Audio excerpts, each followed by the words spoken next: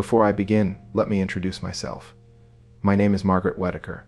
I am 52 years old, and I live in Chicago, Illinois. For most of my adult life, people knew me as Margaret Caldwell, the quiet wife of a successful investment executive. They saw the beautiful brownstone, the expensive dinners, and the polished family photographs. They thought I had a perfect life. They were wrong. For 20 years, I raised my husband's son, the child he had with another woman. I loved that boy as my own, while my husband used a secret legal threat to keep me silent and trapped. Then, on the night of our son's master's graduation, my husband stood in front of his company's chief executive and announced, with a laugh, "I want to thank my wife for raising my mistress's child." He expected me to lower my head. Instead, our son stood up, placed a black folder on the table, and said, "You should be careful, Richard. Mom isn't the one who will be exposed tonight." That single sentence destroyed the life my husband had built on lies. But to understand why, I have to take you back to a freezing night in November 2006. I was 32 then. Richard and I had been married for 7 years. 3 months earlier, a specialist had told me I would never carry a child. I was still grieving when Richard came through our front door with rain on his coat and a newborn in a blue hospital blanket. He placed the baby carrier on the hardwood floor as if it were unwanted luggage. "His mother is leaving Illinois," he said. "She can't keep him." The baby began to cry. His fists were tiny and red, and his whole body shook beneath the thin blanket. I looked at Richard. "I see yours." Richard did not answer. He only removed his wet coat and stared at the wall. His silence told me everything. I should have walked away. I should have called my brother, found a lawyer, and ended my marriage that night. But the baby had not betrayed me. He had not chosen the affair, the lies, or the cold room into which Richard had carried him. I lifted him from the carrier. The moment his cheek rested against my chest, his crying softened. "What is his name?" I asked. "Ethan." That was all Richard gave him that night, a name. 2 hours later, after I fed Ethan with a bottle Richard had forgotten in the car, Richard entered the bedroom carrying a document. "If he stays, you sign this." The paper had been prepared by one of Richard's business attorneys. It said that I accepted responsibility for Ethan voluntarily, waived any future claim against Richard's income for the child's care, and granted Richard a 35% interest in the Lincoln Park brownstone my father had left me. I stared at him in disbelief. "This house belongs to my family. Why is it in this agreement?" "Because I need protection," he said. "You are emotional. Tomorrow you may accuse me publicly, divorce me, and try to ruin my career. You brought another woman's baby into my home, and you need protection." His expression changed. The charm disappeared, and I saw something hard underneath. "If you refuse," he said, "I'll surrender the baby to the state tomorrow. And if you ever expose me, I'll tell the court you took Ethan without legal authority. I'll make sure you never see him again. I can afford better lawyers than you, Margaret. Remember that." It was a cruel threat, and in my grief, I believed it. Ethan made a soft sound from the crib.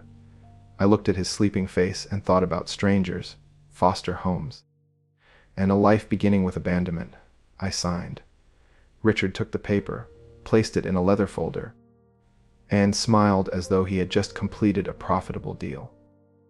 That night, I lost my marriage, part of my home, and the illusion that my husband loved me. But I gained a son. I did not know it yet. But the frightened baby sleeping beside me would one day become the only person brave enough to break Richard's hold over my life. The first year with Ethan nearly broke me. He had terrible colic and slept for only 2 hours at a time. I learned to warm a bottle with one hand while holding him with the other. I walked through the house at 3 in the morning, whispering songs my mother had once sung to me. Richard rarely helped. In public, he called Ethan, my boy. In private, he called him the consequence. He appeared at birthday parties long enough to pose for photographs, then disappeared into his study or left for another business dinner. I returned to work as a nurse at a neighborhood clinic because someone had to pay for diapers, medicine, and preschool. Richard earned 6 times my salary. Yet he kept our finances separate. Whenever I asked him to contribute, he touched the locked drawer in his desk and reminded me of the agreement. You wanted him to stay, he would say. This is the price. As Ethan grew, I made sure he never felt like a price anyone had paid. I taught him to tie his shoes, ride a bicycle, and make pancakes on Sunday mornings. I sat beside him through asthma attacks and school projects. When he was 9, he asked why Richard never came to his baseball games. Your father works too much, I told him. Oh, Ethan looked toward the empty seat beside me. You work too, Mom. That was the first time I realized he noticed more than I wanted him to. At home, Richard's cruelty became quieter and more precise. He did not usually shout. He preferred small cuts. He criticized my clothes before parties, mocked my clinic salary, and corrected Ethan whenever he called me Mom. Margaret is not your real mother, he said one Christmas morning. Ethan was 12. He looked Richard directly in the eye and answered, she is the one who acts like one. Richard sent him to his room. Later, I found Ethan sitting on the floor beside his bed, trying not to cry. I sat beside him and told him the truth I believed mattered most. I did not give birth to you, I said, but I chose you the first night I saw you, and I have chosen you every day since. He wrapped his arms around me. Then I choose you too. From that day, something changed between us. We were no longer simply surviving the same house. We were a family inside it. When Ethan turned 18, he earned admission to Northwestern University through an accelerated public policy program. Richard announced the news to everyone at his office as if he had personally designed Ethan's future. At home, however, he refused to pay tuition. A charity case should apply for loans, he said. I took extra night shifts. I refinanced part of the brownstone and emptied most of the inheritance account my father had left me. I told Ethan that Richard had helped because I did not want him carrying my fear while beginning his life. One afternoon, while searching Richard's study for Ethan's birth certificate, I found a small brass key behind a row of business books. It opened the bottom desk drawer. Inside was the original agreement I had signed. Beneath it were bank records, a copy of Ethan's guardianship application, and a yellow envelope marked with the name Claire Mercer. Claire was Ethan's biological mother. The envelope contained proof that Richard had wired her $20,000 3 days after Ethan was born. There was also a letter from Claire claiming Richard had threatened to destroy her father's business and report her family to immigration authorities if she refused to disappear. Then I noticed something worse. The signature attributed to me on Ethan's guardianship application was not mine. Richard had forged it. The study door creaked behind me. Looking for something, Richard asked. I turned slowly. He was standing in the doorway with his hands in his pockets, watching me. I held up the birth certificate, university registration. He crossed the room, took the papers from my hands, and locked the drawer. You remember what happens if you start digging, he said. I take the house, destroy your finances, and tell Ethan you helped me buy his mother's silence. That is not true. Truth is whatever the person with the better lawyer can prove.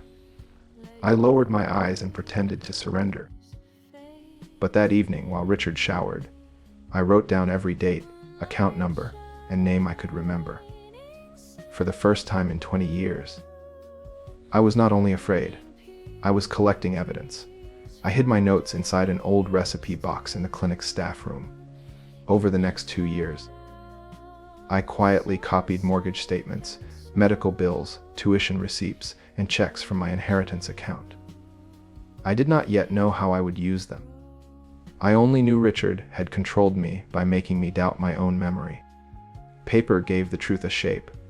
Ethan was collecting his own evidence. I learned that on a rainy Tuesday during his final year at Northwestern. He came home early and found me standing in the kitchen with my left wrist bare. For years, I had worn a gold bracelet set with 3 blue sapphires. It had belonged to my grandmother, then my mother. When Ethan was 13, he broke his arm at summer camp. Richard refused to pay the portion insurance did not cover, so I sold the bracelet to a pawn shop on Wabash Avenue. I had always told Ethan it was being repaired. That evening, he set his backpack on the table and asked, "How long does it take to repair a bracelet, Mom?" I tried to smile. It was old. The work is complicated. He looked at me for a long time. Then he said, "I found the hospital invoice in Dad's study. It has the pawn shop receipt attached." My heart dropped.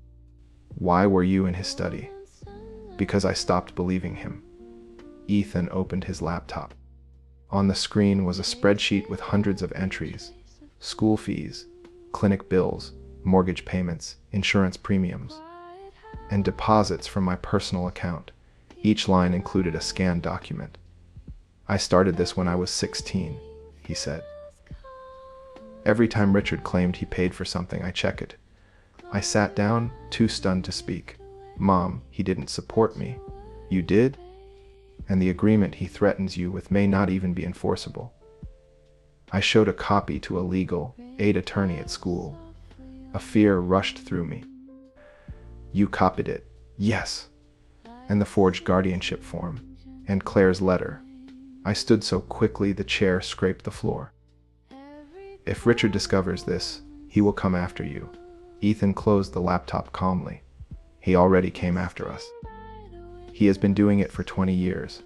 I begged him to wait until graduation. By then, he would have completed his accelerated master's program and accepted a position with the Chicago Civic Accountability Foundation. He agreed, but only after I promised that waiting did not mean surrendering. Then Richard created the perfect stage for his own downfall. His firm, Vanguard Capital, had appointed a new chief executive named Arthur Sterling. Arthur was known for demanding strict financial transparency, and Richard desperately wanted a promotion to senior vice president. When he learned Arthur would attend Ethan's graduation, Richard planned an extravagant dinner at the Grand Monarch Hotel. He invited executives, relatives, Ethan's professors, and several young analysts from his office. He wanted Ethan's success to prove he was a devoted father and responsible leader. At breakfast one week before the dinner, Richard pointed at me with his coffee spoon. "Wear something respectable. Do not talk about the clinic, the mortgage, or Ethan's mother. Arthur values stable families." "Then perhaps he should sit with one," I said. Richard stared at me. It was a small act of resistance, but it surprised him. He leaned closer. "Do not test me, Margaret. After the dinner, I'm filing the brownstone agreement. If you embarrass me, I will force a sale." That afternoon, Ethan and I met attorney Marcus Vance in a quiet office overlooking the Chicago River. Marcus had reviewed every document. He told me Richard's agreement showed signs of coercion, undisclosed conflicts, and fraud. More importantly, the forged guardianship application and suspicious transfers could support emergency orders protecting my home and accounts. "We need one final thing," Marcus said. "Evidence that Richard still uses the agreement as a threat." I placed my phone face down on the table.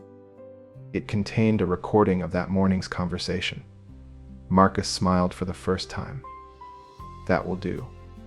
On the night of the dinner, Ethan wore a charcoal suit. I wore the navy dress he had bought with his first internship paycheck. Before we entered the hotel, he took my hand. "Are you ready?" he asked. I could hear music beyond the doors and Richard's loud laughter inside. "No," I admitted. Ethan squeezed my hand. Neither am I. We can still do it. Inside my handbag was my copy of the recording. Inside Ethan's coat was a black leather folder. Across town, Marcus was waiting for our signal before filing the court papers. Richard thought the evening would make him powerful. He had no idea we had arrived carrying 20 years of truth. The private dining room at the Grand Monarch looked like a palace built for someone else's life. Crystal chandeliers reflected in tall windows. 30 guests sat beneath gold-trimmed walls while waiters poured champagne into glasses that probably cost more than my first nursing paycheck. Richard moved from table to table, shaking hands and accepting congratulations. Ethan inherited my discipline, he told Arthur Sterling. You know what they say, a successful son is proof of a successful father. Arthur glanced toward Ethan. Your son completed an accelerated master's program at 20. That is impressive. Richard placed a hand on Ethan's shoulder. I spared no expense. Ethan looked at me, but said nothing. After dinner, Richard stood and tapped a spoon against his glass. The room became quiet. Friends, family, and colleagues. He began. Tonight we celebrate Ethan and the future of the Caldwell name. I felt Ethan's hand close around mine beneath the table. Richard praised education, sacrifice, and family values. He described tuition payments he had never made and sleepless nights he had never spent. Then he turned toward me with a smile I knew too well. I should also recognize Margaret, he said. For 20 years, she has performed unusual charity. My stomach tightened. Some of you may not know this, Richard continued, enjoying the attention. But Ethan is the son of a woman I knew outside my marriage. A few guests looked down. Others stared at me. Richard lifted his glass and laughed. So let us thank my wife for raising my mistress's child while I paid the bills. Teamwork at its finest. The silence that followed was enormous. For 1 second, the old fear returned. I was 32 again, holding a crying baby while Richard placed a contract in front of me. Then Ethan stood. He removed the black leather folder from his coat and placed it on the white tablecloth. You should be careful, Richard, he said. Mom isn't the one who will be exposed tonight. Richard's smile disappeared. Sit down. I have been sitting down for 20 years. Ethan opened the folder and passed copies of a summary sheet to Arthur Sterling. Linda Park from Human Resources, Uncle Paul, and Richard's sister-in-law, Denise. These records show who paid for my life, Ethan said. My mother covered my medical care, school costs, insurance, clothing, and tuition. Richard's contribution was less than 4%. Richard slammed his palm against the table. This is a family matter. Arthur did not look away from the page. You made it a company matter when you invited your executives and described your financial sacrifices. Ethan lifted the first document. When I broke my arm at 13, Richard refused the hospital bill. Mom sold her grandmother's sapphire bracelet to pay it. When I entered Northwestern, she refinanced the house her father left her. During the same month, Richard leased a new sports car and told his family he had paid my tuition. Denise covered her mouth. Uncle Paul stared at his brother with disgust. Those were private arrangements, Richard said. Margaret agreed to them. Under threat, Ethan replied. He displayed the agreement from 2006. Then he played the recording from our breakfast 1 week earlier. Richard's voice filled the room. After the dinner, I'm filing the brownstone agreement. If you embarrass me, I will force a sale. No one moved as the recording ended. Linda Park opened a notebook. Richard, have you represented Ethan's tuition and family expenses in any Vanguard reimbursement, tax, or promotion documents? Absolutely not. Ethan removed another set of papers. These are copies of 3 leadership profile forms Richard submitted to Vanguard. He claimed more than $90,000 in educational and family expenses as evidence of his community responsibility. Here are the corresponding payments from Mom's account. Richard lunged for the folder. Uncle Paul stood and blocked him. Touch that boy, and you will answer to me. Richard pointed at Ethan. You ungrateful bastard. I gave you my name. Ethan's face remained calm. And I returned it. He took out a court order bearing a Cook County seal. As of last month, my legal name is Ethan James Whitaker. I chose the name of the woman who raised me and the grandfather whose house financed my future. My tears blurred my vision. I had known about the petition, but hearing him say the name in front of everyone felt like watching a door open after 20 years in a locked room. Arthur Sterling placed the records beside his plate. Linda, begin an independent review of every expense and disclosure Richard has submitted. Linda nodded. Effective immediately, Richard. You are on administrative leave. You will surrender your company laptop, identification, and access credentials before leaving. Richard's face turned dark red.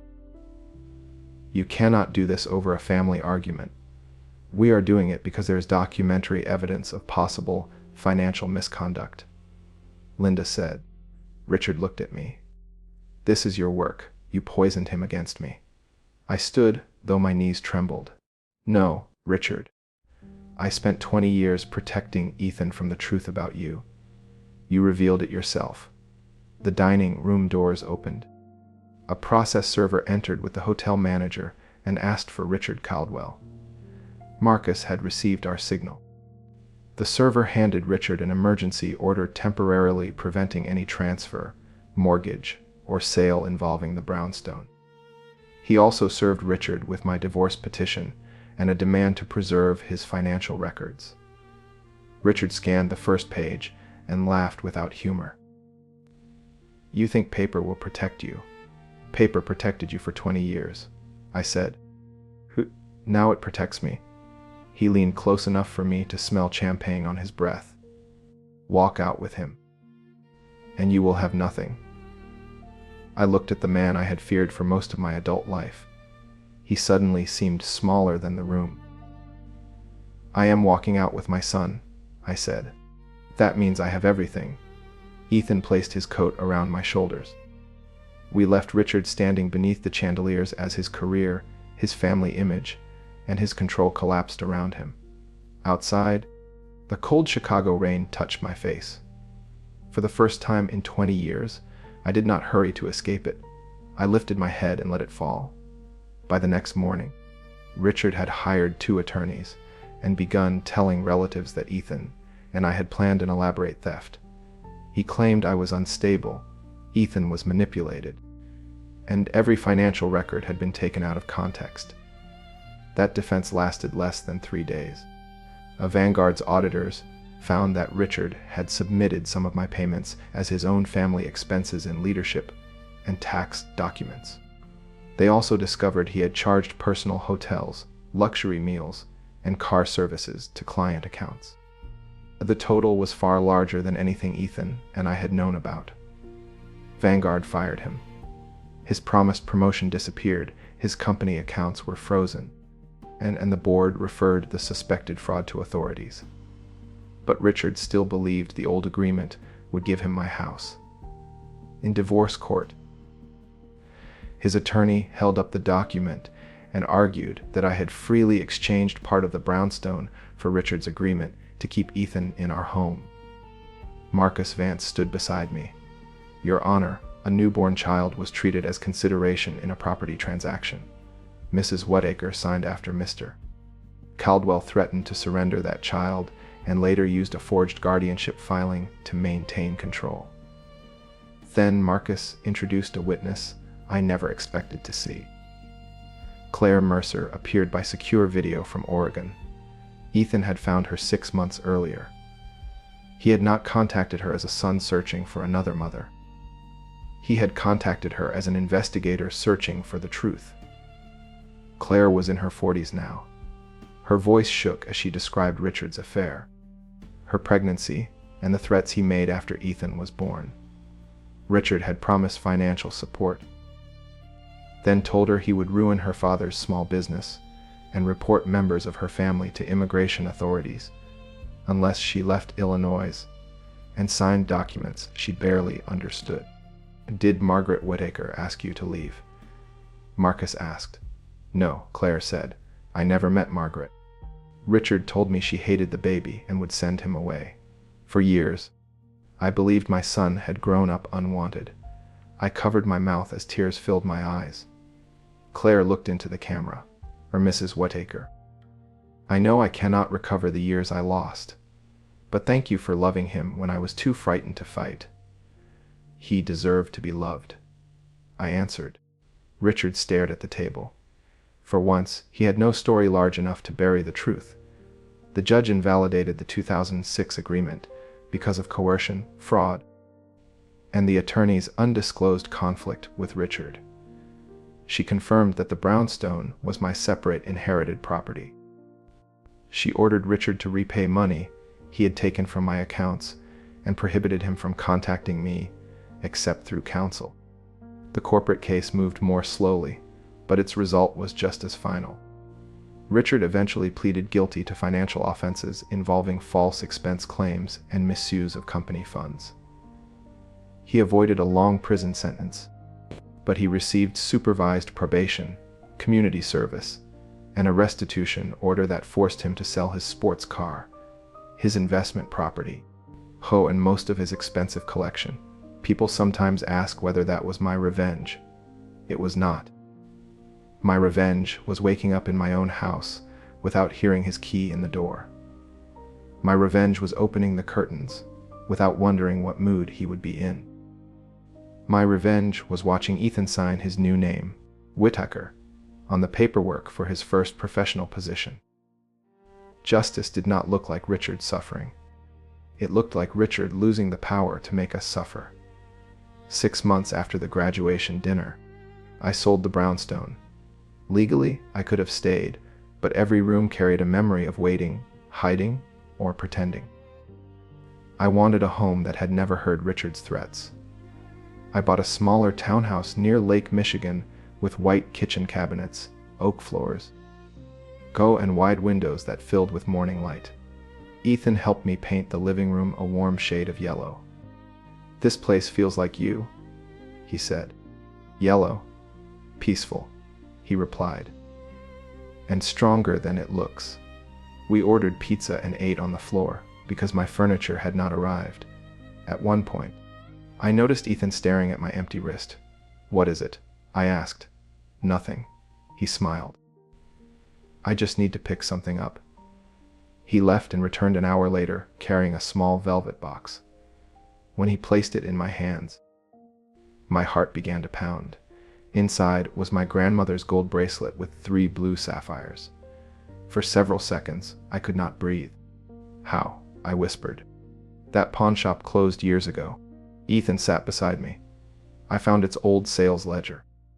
The bracelet went to a collector in Milwaukee. I wrote to him for 4 years and saved money from every internship. Last month, he finally agreed to sell it back. He fastened it around my wrist. "You sold your inheritance to protect my future," he said. "I wanted you to know that what you gave up was not forgotten."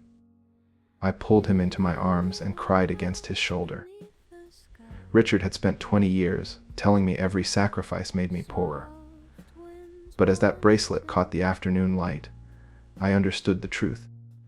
A love had returned every valuable thing he thought he had taken from me. 2 weeks after Ethan returned the bracelet, my phone rang while I was sitting on the porch. The number was unfamiliar, but I answered. "Margaret." It was Richard. His voice no longer carried the confidence that once filled every room. It sounded thin and tired. "You are not supposed to contact me," I said. "Just listen. Ethan will not answer my calls. He returned my letters. He is my biological son. And you turned him against me." I looked at the sapphire bracelet glowing in the autumn sunlight. "I spent 20 years trying to keep him from turning against you," I said. "I explained your absences. I hid the bills you refused to pay. I told him you were busy when you were simply cruel. He did not reject you because of anything I said. He rejected the truth you showed him." Richard began to cry. "I lost my job. Paul will not speak to me. I am living alone. I have nothing?" For years, I had imagined what I might say if he ever became powerless. I expected anger. I expected satisfaction. Instead, I felt only a quiet sadness for a man who had been given love and treated it like property. "You did not lose what belonged to you," I told him. You lost what you mistreated. Blood may make someone your relative, Richard, but love is earned by showing up, sacrificing, and choosing kindness when no one is watching." You had no answer. "Do not call again." I ended the call and blocked the number. That evening, Ethan came for dinner. I made rosemary chicken, roasted carrots, and the apple tart he had loved since childhood. Afterward, we walked beside Lake Michigan. The wind carried the smell of cold water and fallen leaves. "Do you ever regret it?" he asked. "Regret what?" "The night Richard brought me home. If you had walked away, you could have avoided 20 years of pain." I stopped and touched his cheek. I saw the frightened baby from the blue blanket, the boy waiting beside an empty baseball seat, and the young man who had stood in a hotel dining room to defend me. "I regret staying afraid for so long," I said. "I regret believing Richard's power was greater than the truth. But I have never regretted you." His eyes filled with tears. "I did not waste 20 years, Ethan. I spent them raising a good man. Pain took many things from me, but loving you gave those years meaning." He rested his forehead against mine. For 2 decades, Richard called Ethan his mistake and my burden. He was wrong about both of us. Ethan was not a burden. He was my son. And I was not a weak woman trapped by a piece of paper. I was the person who kept a child safe, preserved the evidence, survived the threats, and finally walked into the truth beside the man that child became. That is the story of how I raised my husband's son while my husband tried to control me with fear. It began with betrayal, passed through 20 years of secrets, and ended when Ethan and I stopped protecting the man who had harmed us. At the graduation dinner, Richard believed he was humiliating me. Instead, he gave us the public moment we needed to reveal his lies. The records Ethan and I collected exposed his financial misconduct, freed my home from his fraudulent agreement, and allowed both of us to take back the Whitaker name. If there is one lesson I learned, it is that silence can protect a child for a time. But silence should never become a permanent home for abuse. Keep records. Learn your rights. Tell someone trustworthy. Ask for help before fear convinces you that you have no choices. I also learned that being a parent is not determined only by biology. A real parent is the person who stays for the fever, the school meeting, the unpaid bill, the frightening night, and the ordinary morning. Love is not a speech made in public. It is what we repeatedly do in private. Most of all, I learned that revenge and justice are not the same. Revenge wants another person to feel your pain. Justice ends their ability to keep causing it. Richard's loneliness was not my victory. My freedom was. Thank you for watching and staying with my story until the end. If this story moved you, please share your thoughts in the comments. What would you have done in my place? Please like this video, subscribe to the channel, and turn on notifications for more emotional stories about betrayal, courage, and justice. I used to believe Richard had stolen 20 years of my life. Now I know better.